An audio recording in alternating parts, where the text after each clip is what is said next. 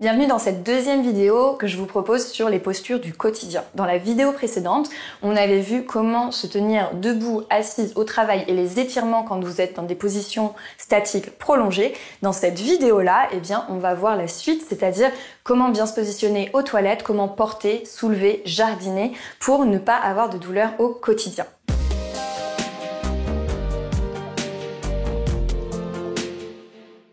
Je m'appelle Alexia Cornu, je suis coach et experte en physiologie de la femme. J'accompagne à la fois sur le plan nutritionnel, sportif et j'ai une boîte à outils qui permet à toutes les femmes de prendre de nouvelles habitudes au quotidien pour se sentir mieux dans leur corps.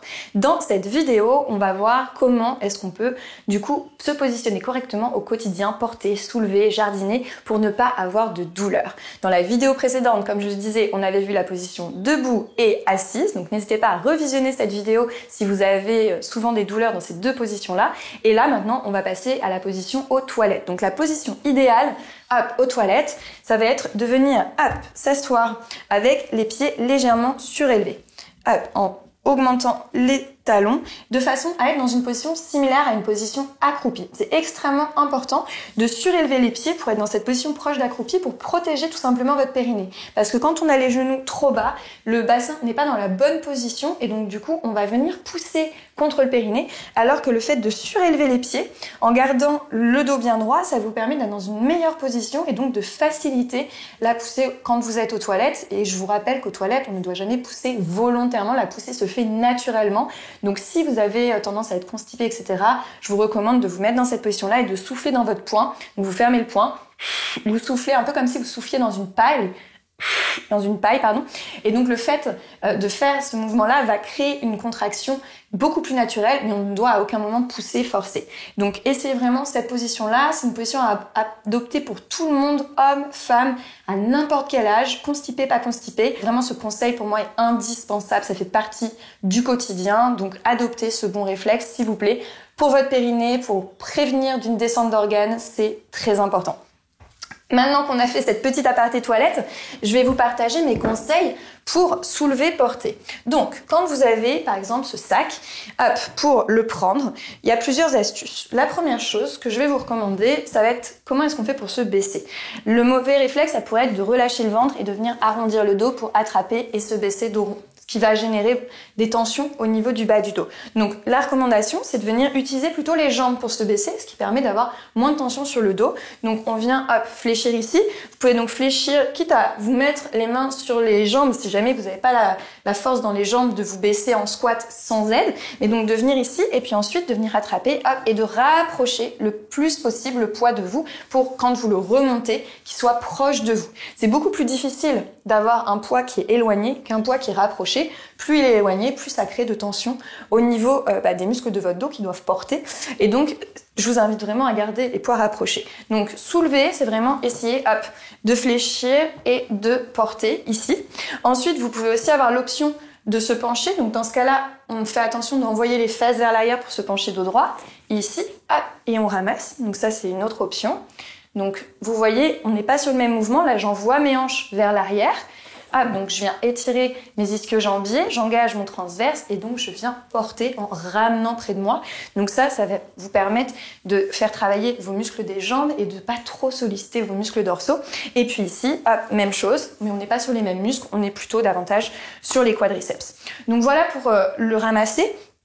Ensuite, peu importe l'option que vous choisissez, quand vous portez des choses qui sont lourdes, c'est important d'essayer de répartir sur les deux épaules. Si ce n'est pas possible, faites attention à votre posture. C'est-à-dire que d'avoir un sac en gardant l'autograndissement que j'avais expliqué dans la vidéo précédente et en essayant d'avoir les deux épaules au même niveau. Le risque, c'est vraiment de venir se pencher ici parce que là, du coup, vous venez toujours travailler en fait les mêmes obliques, les mêmes côtés au niveau du dos et donc vous générez des déséquilibres et même des tensions au niveau des trapèzes. Donc attention à ne pas être bancal. Soit vous prenez deux sacs de poids à peu près équivalent, ou alors, du coup, le mieux, c'est le sac à dos, ou alors de bien faire attention, effectivement, à garder les épaules dans l'axe pour le dos. Si vous avez besoin de tourner, pensez à tourner, si par exemple, vous devez passer quelque chose à quelqu'un derrière, pensez à tourner en utilisant vraiment tout votre corps, parce que des fois, par exemple, dans la voiture, on est assis et puis on tourne et on balance ça comme ça, et là, on crée énormément de tension au niveau du dos. On peut se faire aussi extrêmement mal à l'épaule, donc évitez de faire ça, essayez de prendre à deux mains, de pivoter, et puis ensuite de passer, c'est beaucoup plus important de le faire comme ça, ou alors vraiment de sortir de la voiture par exemple si vous devez mettre quelque chose à l'arrière, mais d'éviter vraiment d'aller avec des poids, tourner comme ça en vous désaxant complètement. Donc voilà pour les rotations, on peut essayer avec les hanches ici, ce qui du coup vous met absolument pas en danger au niveau du corps. Donc voilà pour les petits mouvements de porter, ramasser, soulever, vous pouvez faire ces différentes options là. Ensuite j'avais aussi également envie de vous parler du jardinage, parce que c'est vraiment des positions dans lesquelles souvent les femmes me décrivent des douleurs après avoir fait plusieurs heures de jardinage. Première chose, le jardinage, c'est de l'activité physique. Quand vous faites du jardinage pendant 1, 2, 3, 4 heures, une après-midi entière, il faut vous échauffer, il faut vous étirer après. Ça vous viendrait pas à l'esprit de faire 4 heures d'activité sportive et de ni vous échauffer, ni vous étirer. Et ben c'est pareil avec le jardinage. Donc pensez à des petits mouvements d'échauffement. Vous en avez sur ma chaîne YouTube, donc n'hésitez pas à aller jeter un coup d'œil aux vidéos sur les échauffements du quotidien. Et puis de vous étirer après. Et là aussi, vous avez des idées sur ma chaîne YouTube. Vous trouverez tout ce qu'il vous faut pour vous étirer.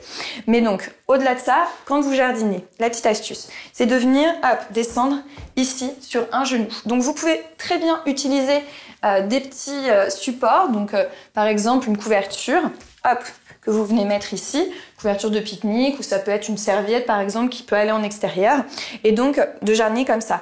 De même, position, quand vous donnez le bain par exemple aux enfants, ou si vous avez besoin d'être accroupi et de vous pencher, donc là ça peut être du jardinage, mais admettons qu'il y ait la baignoire devant, il suffit juste d'ouvrir la jambe, de décaler, et là vous pouvez être proche de la baignoire, et ça vous fera beaucoup moins mal au dos d'être dans cette position-là. En plus vous pouvez alterner les jambes, les genoux, soit sur le côté ou devant, donc de vous pencher, ce sera beaucoup moins douloureux dans cette position-là, ici, plutôt que quand vous êtes dans cette position sur les deux genoux et que du coup, vous venez vraiment charger au niveau lombaire. Et donc souvent, en fait, vous terminez complètement avachi parce que ça demande beaucoup d'efforts au niveau du dos.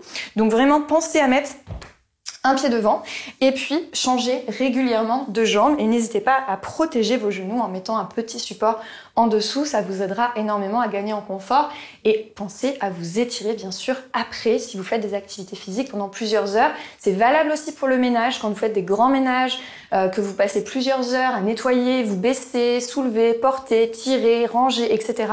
Pensez à faire un mini échauffement avant un petit peu et puis surtout pensez à faire quelques étirements à la fin pour pouvoir vraiment protéger au mieux votre corps. J'espère que cette vidéo sur les positions que vous pouvez adopter au quotidien et comment les aménager pour éviter les douleurs vous aura aidé. N'oubliez pas de vous abonner à la chaîne YouTube, c'est très important pour moi, ça me soutient. Et puis je vous donne rendez-vous très vite pour une prochaine vidéo.